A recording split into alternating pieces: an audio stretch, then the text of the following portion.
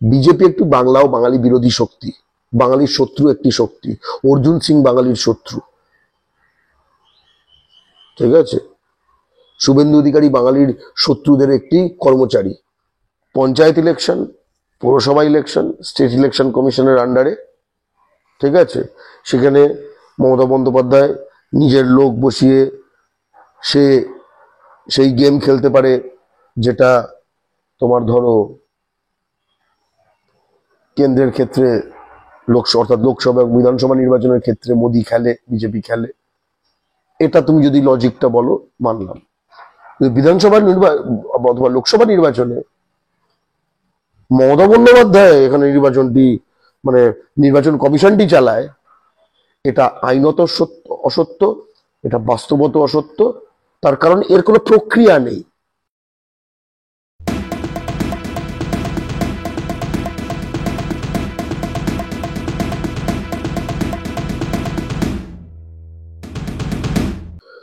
পশ্চিমবঙ্গে ভোট যখন লোকসভা নির্বাচন হয়, যখন বিধানসভা নির্বাচন হয়, তার দায়িত্বে থাকে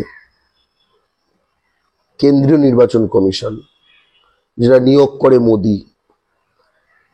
সেই কেন্দ্রীয় নির্বাচন কমিশন যাতে নিরপেক্ষ হয়, তাই জন্য সুপ্রিম কোর্টের বেঞ্চ থেকে ডিরেকশন দেওয়া হয়েছিল যে ভারতের প্রধান বিচারপতি, ভারতের প্রধানমন্ত্রী, ভারতের বিরোধী দলনেতা, এই তিনজন মিলে একটা যে কমিটি, 3 মেম্বার কমিটি, এরা বাছবে প্রধান নির্বাচন commission, chief election commissioner.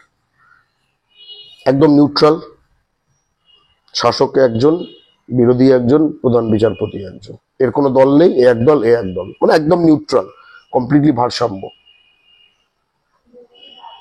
Modi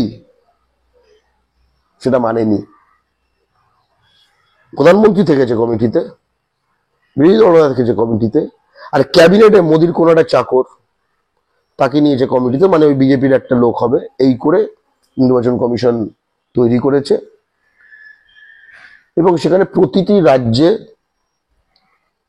যেখানে যেখানে ওদের কিছুটা আইএস লেভেল এইখানে একটু শক্তি দেখাতে পারে, এরা ভোট লুট তো ঠিক ব্যালটে ওরকম লুটের থেকেও কম কথা করেছে, ইভিএম এ গেম করছে, হরিয়ানাতে করেছে, এখন মহারাষ্ট্র ঝাড়খণ্ডেও করবে। মানে এটা মার্জিন, এমন নয় যে মানে 10% ভোট এদিক ওদিক করে দেবে, কিন্তু ক্লোজ ইলেকশনের জায়গাগুলোতে যে জিতবে অর্থাৎ বিজেপি বিরোধী তাকে হারিয়ে দেবে, ইয়ে বার করে দেবে, এই করে মোটামুটি টিকে আছে। বাংলা পক্ষ স্পষ্ট কথা বারবার বলছে আমরা ব্যালটে ইলেকশন চাই, এক। দ্বিতীয় কথা, লোকসভা নির্বাচন হোক, বিধানসভা নির্বাচন হোক, সেটা সেন্ট্রাল ইলেকশন কমিশনের আন্ডারে হয়, যেটা মোদির ইলেকশন কমিশন। সেখানে কোন পদে কে থাকবে, কে ব্যবস্থাপনায় থাকবে, কোন সিআরপিএফ, সিআইএসএফ, বিএসএফ না, কেন্দ্রীয় আধা সেনাগুলি, যেগুলো আবার অমিত শাহর আন্ডারে, তারা গাইড করবে, তারা কি করবে, সব একদম তার আন্ডারে হয়। এসব কথাগুলোর কোনো মানে আছে? বিজেপি একটু বাংলা ও বাঙালি বিরোধী শক্তি, বাঙালির শত্রু একটি শক্তি। অর্জুন সিং বাঙালির শত্রু, ঠিক আছে। শুভেন্দু অধিকারী বাঙালির শত্রুদের একটি কর্মচারী।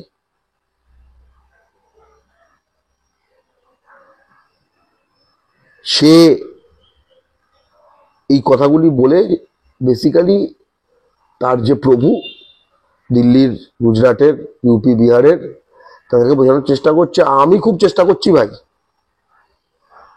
সে তার পোস্ট হোল্ড করার চেষ্টা করছে এইসব কথার মাধ্যমে, ঠিক আছে। এর মধ্যে ভোট, তৃণমূল, বিধানসভা, সিপিএম, কংগ্রেসের কোনো গল্প নেই।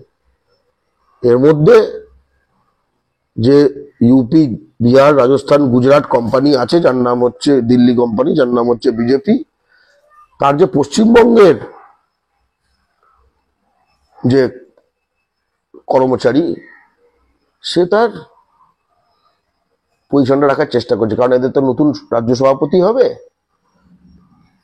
এই মানে অর্থাৎ ওই অ্যাপ্রেজালের সময় এসে গেছে, তাই জন্য নানা লোকে নিজেদের যে পারফরমেন্স তার রিপোর্ট দিচ্ছে, বুঝতে পারছি, এটা তারই অংশ।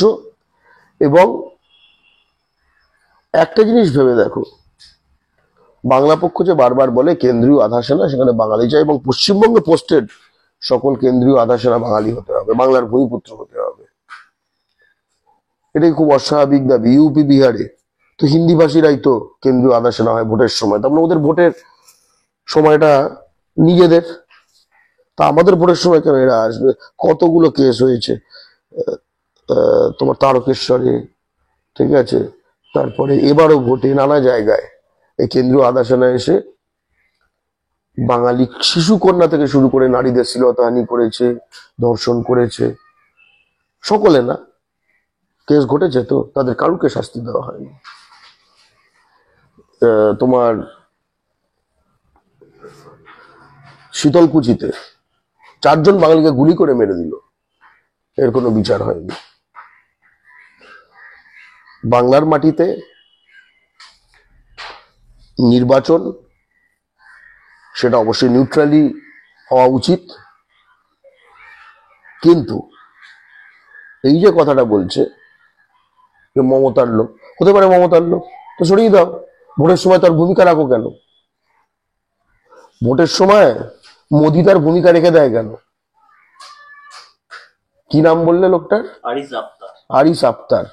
আচ্ছা, এটাই কি সেই মুসলমান ব্যক্তি যার সঙ্গে লোকসভায় বিজেপির প্রিয় স্পিকার যে ওম বিড়লা, তার মেয়ের বিয়ে হয়েছে রিসেন্টলি?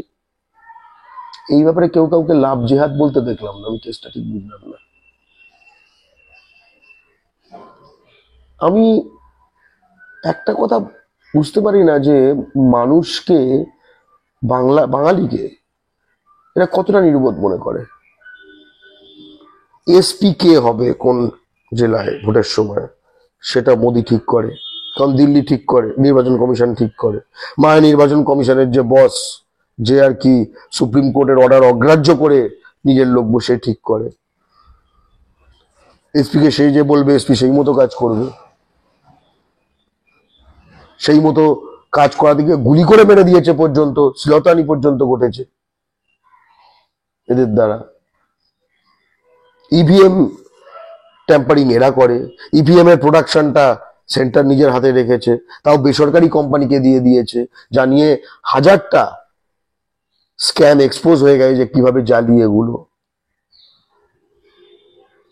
এর পরেও যে এই ধরনের কথাগুলি চলে। হ্যাঁ, পঞ্চায়েত ইলেকশন, পৌরসভা ইলেকশন, স্টেট ইলেকশন কমিশনের আন্ডারে, ঠিক আছে, সেখানে মমতা বন্দ্যোপাধ্যায় নিজের লোক বসিয়ে সে সেই গেম খেলতে পারে যেটা তোমার ধরো কেন্দ্রের ক্ষেত্রে অর্থাৎ লোকসভা এবং বিধানসভা নির্বাচনের ক্ষেত্রে মোদি খেলে, বিজেপি খেলে। এটা তুমি যদি লজিকটা বলো মানলাম, বিধানসভা অথবা লোকসভা নির্বাচনে মমতা বন্দ্যোপাধ্যায় এখানে নির্বাচনটি, মানে নির্বাচন কমিশনটি চালায়, এটা আইনত অসত্য, এটা বাস্তবত অসত্য। তার কারণ এর কোনো প্রক্রিয়া নেই, এর কোনো জাস্ট প্রক্রিয়া নেই, এই হচ্ছে বাস্তব। আপনারা দেখছেন আওয়াজ, রোজকারের হক কথা। ফর মোর আপডেটস অ্যাবাউট আওয়াজ, please subscribe our YouTube channel.